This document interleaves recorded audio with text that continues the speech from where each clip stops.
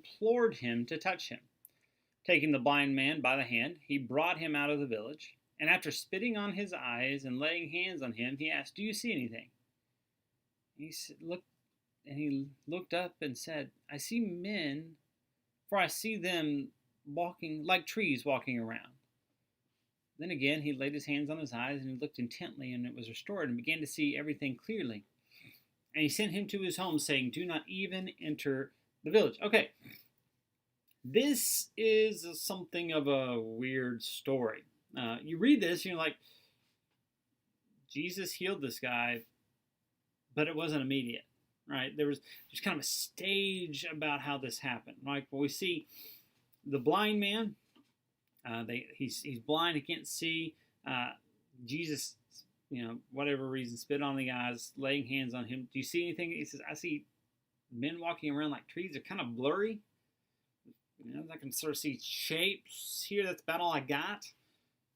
And the next thing we see is, "Hey, look, I see everything clearly." Next time. So what's going on here? Right? You think Jesus heals people probably worse off than this just by a word. Why the stages? Did Jesus kind of mess this one up a little bit, do something wrong in the whole thing? Well, no, I think we're seeing literally here a lived out parable for what's going on in the rest of the gospel. Really what's going to happen next. So the big thing that we see here is this kind of progressive seeing, progressive sight. And what Jesus is pointing to, and really in this miracle, that especially when we look at what's about to come, is that people are starting to see, but it's really kind of fuzzy.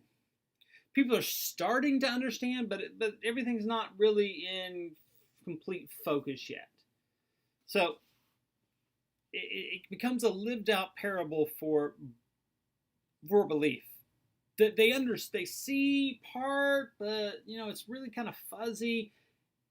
Eventually they're going to see completely, and that's going to play a really big and important role as we come to tomorrow, when Peter confesses Christ, but really even next Tuesday when we're back and we're in the Gospel of Mark, really specifically in Jesus, how he deals with his disciples and their levels of belief.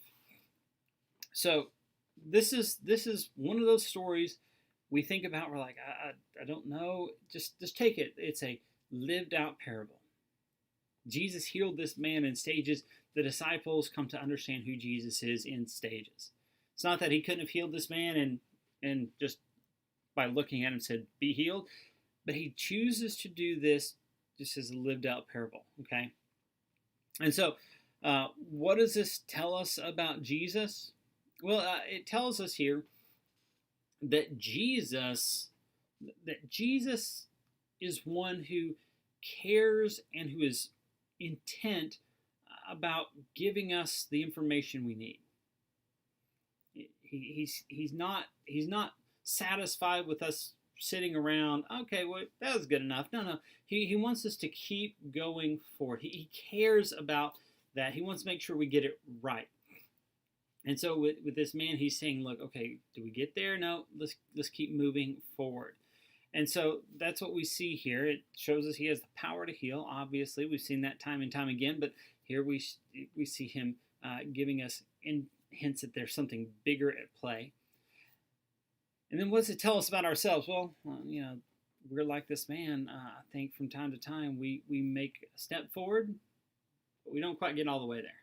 And so Jesus says, take another step. We don't get all the way there. And he's moving one step further all the time. And that's really where we're at. That's really what Jesus is trying to get us to do. And what it tells us is we can't sort of sit back and think we got it all figured out. We got to keep pressing on. So what does this call us to? Well, it calls us to keep pressing on, to make sure to take those extra steps. Don't think, hey, one and done. No, keep going. Keep moving forward. Keep going in the direction you need to go. Keep drawing closer to a better, clearer understanding of who Jesus is and what he's done. All right, guys, that's my time. I'm looking forward to tomorrow. One of the next tomorrow, Tuesday, are two of my favorite passages in all of the Gospel of Mark, and so I'm looking forward to really digging into them with you. All right, we will see you then. Have a wonderful rest of your afternoon, and we'll see you back here tomorrow.